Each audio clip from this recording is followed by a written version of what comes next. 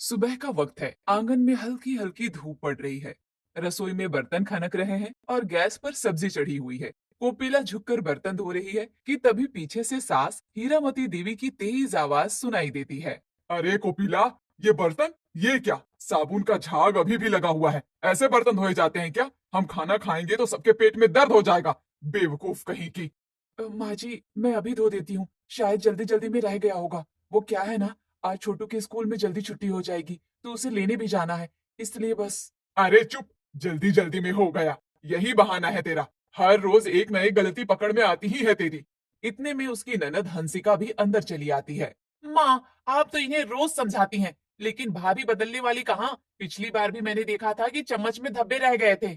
सही कहती है तू। इसे तो बस अपने आप पर घमंड है। लगता है मायके में कुछ सीख कर नहीं आई है ये। अरे मायके से क्या सीखी होंगी, वहां तो शायद इसे कुछ काम ही नहीं करना पड़ा होगा, तभी तो यहाँ आकर हर चीज में गलती करती रहती हैं। ऐसा नहीं है ननद जी, मैं तो कोशिश कर रही हूँ। कोशिश करने वाली बात तो तब होती है जब काम आधा अधूरा ना होता। पर आपकी कोशिश का नतीजा तो सबको दिख ही रहा है। अच्छा हंसिका, चल यहाँ से इसे बर्तन धोने दे, वरना कहेगी कि हम लोगों से बात कर रही थी इसलिए बर्तन फिर से सही से नहीं धुले। किचन में ताने बरस रहे थे, लेकिन उसने बिना कुछ कहे दोबारा सारे बर्तन धोने शुरू कर दिए। इसके बाद कोपिला ने फटाक से खाना बनाया, सबको खाना खिलाया और अब वो बचे हुए बर्तन समेट रही थी। तभी उसका मोबाइल वाइब्रेट करता है। अरे, डिलीवरी वाले भैया।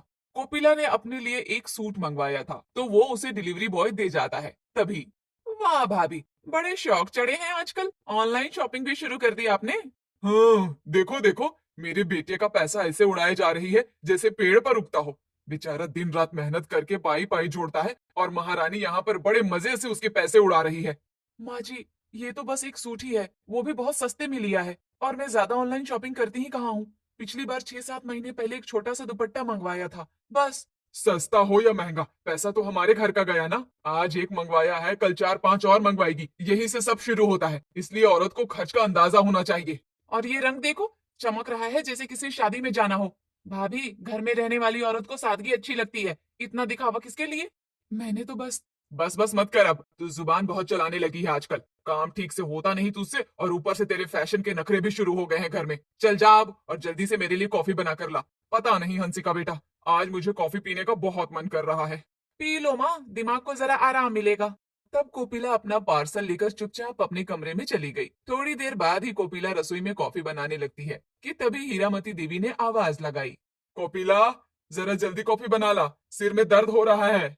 तभी यहाँ कोपिला का हाथ फिसल जाता है और गर्म दूध की छींटें उसके हाथ पर पड़ जाती है। जलन से उसकी आंखों में पानी आ गया, मगर उसकी आवाज नहीं निकली। उसने जल्दी से ठंडा पानी लगाया और एक छोटी सी पट्टी बांधी और कॉफी तैयार करके सास को दे आई। अरे, 1 बज गए। कोपिला जल्दी से छोटू के स्कूल में पहुंच गई। छोटू अपनी माँ को देखकर दौड़कर उसकी गोद में आ गया। मम्मी, मम्मी, ये हाथ में क्या हुआ? कुछ नहीं बेटा, हल्की सी चोट है, बस ऐसे ही लग गई थी। चलो घर चलते हैं। Okay mummy. घर पहुंचकर उसने बेटे को नहलाया, यूनिफॉर्म बदलवाई और उसे साफ सुथरे कपड़े पहनाए। बैग खाली था, डिब्बा धोया और पानी पिलाया। इतने में फिर से आवाज आई। कोपिला, जरा मेरे कमरे में आ। ये मेरा कपड़ा थोड़ा फट गया है, इसे जरा सी दे। बेटा, चलो दादी माँ के कमरे में, तुम वहीं पर मेरे सामने बैठकर खेलते रहना, ठीक है? हाँ, आज मैं अपने इस न्यू टॉय के साथ खेलूंगा। कोपिला ने थकान भरे कदमों से जाकर सास का वो फटा कपड़ा सीना शुरू कर दिया। और हाँ बहू, इसके बाद मेरी अलमारी के कपड़े भी ठीक से तह कर देना। शाम को कमला आ रही है, इसलिए घर थोड़ा ठीक लगना चाहिए। अरे मैं तुझे पहले ही बता दे रही हूँ, क्योंकि तुझसे बिना कहे काम होता ही कहाँ है। तो कपिला ये सारे काम निपटा देती है। वहीं इसके थोड़ी देर बाद ही, मम्मी भूख लगी है, पास्ता खाना है चीज वाला। ठीक है बेटा। तब कोपिला उठी और सीधे रसोई की ओर चली गई। गैस पर बर्तन चढ़ाया, पास्ता उबाला, सब्जियां काटी और ऊपर से चीज डालकर बच्चे के लिए तैयार किया। वाह मम्मी, बहुत टेस्टी है। यम्मी। बेटे के चेहरे पर खुशी देखकर वो पल भर को मुस्कुराई, लेकिन उसका शरीर अब टूटने लगा था। हाथ की जलन और लगातार काम करते करते उसकी कमर अकड़ गई थी। आह! दिन भर की थकान के बाद आंखें खुली रखना मुश्किल हो रहा है। पिछली रात सो नहीं पाई थी, काम भी मैंने निपटा ही दिया है। उफ! 4:30 बजे हैं अभी। ऐसा करती हूँ कि थोड़ी देर सो जाती हूँ। अरे कोपिला, तू लेटी हुई है। शाम के टाइम सोना अशुभ माना जाता है। अम्मा जी, रात भर नींद नहीं आई थी, सर में दर्द है, बस थोड़ी देर। नहीं नहीं, अब सोने की कोई जरूरत नहीं है। वैसे भी थोड़ी देर में रात हो जाएगी, तो रात में आराम से सो लेना जितना मन हो। चलो अब उठो, थोड़ी देर में कमला आ रही है, कमला के लिए चाय बना देना। इतने में हंसिका आ गई। माँ, पल्लवी दीदी को देखो, दिन भर काम करती है, अपने दो दो बच्चों को संभालती है। अरे उनकी सासू माँ तो उनकी तारीफ करते नहीं थकती। और आपने देखा है कभी उनको ऐसे लेटे हुए? कभी नहीं देखा होगा। हाँ बिल्कुल सही कह रही है तू। मेरी बड़ी बेटी पल्लवी तो हर काम बखूबी करती है, कभी कोई शिकायत नहीं करती। अरे मैंने और तेरे पिताजी ने इतने अच्छे संस्कार जो दिए थे उसे। और यहाँ देख लीजिए, जरा सा काम आया नहीं कि बच्चा बीच में आ जाता है। तुम तो बस बहानेबाज हो भाभी। मैं बहाने नहीं कर रही हंसिका, सच में बहुत थक गई हूँ। थकान ही दिखती है तुम्हें। और पल्लवी दीदी, वो भी तो थकती होंगी, लेकिन फिर भी वो हमेशा एक्टिव रहती हैं। कोकिला चुपचाप सिर झुकाए बैठी रही। तो कुछ देर बाद समय बीता और जैसे तैसे कोकिला ने शाम का काम निपटाया। वहीं थोड़ी देर बाद रात के 11 बज गए। चलो, अब तो सो जाती हूँ आराम से। अरे सुनो, मेरी सफेद शर्ट निकालो और प्रेस कर दो। कल मीटिंग है, अभी बॉस का मैसेज आया है। अभी प्रेस कर दूं? सर बहुत भारी हो रहा है, कल सुबह जल्दी उठकर कर दूं? अरे नहीं नहीं, अभी कर दो, तुम्हें हमेशा देर लगती है। लेकिन बहुत थकान। अरे थकान थकान यही रट लगा रखी है तुमने। जरा देखो घर का हाल, पर्दे देखे हैं कितने गंदे हो गए हैं, महीनों से धुले नहीं। कारपेट पर धूल जमी हुई है। जी, देख लूंगी सब। कब देखोगी? जब मेहमान ताने मारेंगे तब। मुझे तो लगता है तुमको घर की कोई परवाह ही नहीं है। अच्छा ठीक है, आप गुस्सा मत करिए, मैं प्रेस कर देती हूँ। कोकिला चुपचाप उठी, इस्त्री में प्लग लगाया और शर्ट तैयार करने लगी। वाकई में सुबह बहू, शाम को माँ और रात को बीवी, यही तो कोकिला की जिंदगी की पहचान बन गई थी। खैर, अगली सुबह हीरामती देवी की आवाज आई। कोपिला, मेरी ओढ़नी भी निकाल देना, कल मंदिर जाना है। उसको प्रेस कर देना अच्छे से और बड़े ध्यान से, समझी? हाँ, और मेरे 3-4 सूट भी देख लेना, कल कॉलेज जाना है।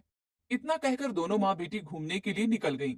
दूसरी ओर आज छोटू के स्कूल में छुट्टी थी, तो वो भी घर में ही था। बेटा, ये खा लो, हमेशा बाहर का नहीं खाया जाता। बेटा, पेट खराब हो जाएगा आपका। नहीं मम्मा, मुझे वही खाना है, मुझे सैंडविच खाना है, मुझे ये सब्जी नहीं खानी मम्मी। अरे बेटा, जिद मत करो, जल्दी खाना खा लो, तुम्हारी बुआ और दादी आती होगी। तभी दरवाजा खुला। हीरामती देवी और हंसिका बाहर से लौट आई थी। दोनों के हाथ में शॉपिंग बैग्स थे। अरे कोपिला, जरा बच्चे को संभालना तो सीखो। ये देखो छोटू की हालत, गीले कपड़े में खेल रहा है कब से। तुझे इतना भी ध्यान नहीं? उफ। बताओ, छोटू इतनी देर से यही पहने हुए है, कोई बच्चा ऐसे गीले कपड़े में खेलता है क्या? जरा भी परवाह नहीं है इन्हें। मैंने सोचा कपड़े बदल दूंगी, लेकिन एक काम में फंसी रह गई। काम के नाम पर बस बहाने बनाना आता है तुम्हें। बच्चा बीमार हो गया तो कौन जिम्मेदार होगा, बोलो? पल्लवी दीदी को देखिए, उनके बच्चे हमेशा साफ सुथरे रहते हैं। दिन भर वो भी काम करती है, लेकिन अपने बच्चों की देखभाल में जरा भी लापरवाही नहीं करती। और यहाँ तो बस लापरवाही ही लापरवाही दिखती है। तभी दोनों माँ बेटी और कोकिला की नजर अलमारी पर गई, जिसका कांच का शीशा गिरकर टूट गया था। वो देखो, बस इसी की कमी रह गई थी। हे भगवान, ये क्या किया तूने कोपिला? बच्चे को देखना भी नहीं आता तुझे, पूरा शीशा टूट गया। आय हाय हाय, इसमें कितने महंगे सामान रखे थे हमने, वो भी टूट गए। माँ, अभी छोटू घायल हो जाता तो, और ऊपर से ये नुकसान। मैं तो रसोई में थी, माँ जी आपने कहा था कि आज इडली और डोसा बनाना है, तो बस उसी की तैयारी करने लग गई थी। पता नहीं छोटू ने ये सब कब कर दिया। कुछ आवाज तो आई थी, लगा कि बाहर से आई होगी। रसोई में थी तो क्या, बच्चा खुद संभल जाएगा। और तू ये कहना चाहती है कि हमने तुझे इडली और डोसा बनाने के लिए कहा, इसलिए तू रसोई में व्यस्त हो गई और तू छोटू को नहीं संभाल पाई, यही कहना चाह रही है ना तू? अरे बहू होने का मतलब ही यही होता है कि सब पर ध्यान देना पड़े। तुझसे तो एक बच्चा भी नहीं संभलता। और क्या? कोकिला चुप खड़ी रही। वहीं इसके कुछ देर बाद जब खाना तैयार हुआ, तो सब लोग खाने के लिए बैठे। ये रोटियां तो बिल्कुल ठंडी हो गई हैं। अभी गरम गरम बनाओ फिर से। ठंडी रोटियां किसे पसंद है? हाँ, थोड़ा तो ख्याल रखा करो कोपिला। जी, अभी बना देती हूँ। और सब्जी भी ठीक से नहीं बनी है, इसमें नमक भी कम है और तेल भी बहुत ज्यादा है, जबकि तुम्हें पता है कि मैं 3 दिन बाद जिम ज्वाइन करने वाला हूँ। कोपिला ने चुपचाप फिर से आटा बेलना शुरू कर दिया। उसके हाथ थक चुके थे, लेकिन उसने कोई शिकायत नहीं की। तब रात के समय जब सब अपने कमरे में थे।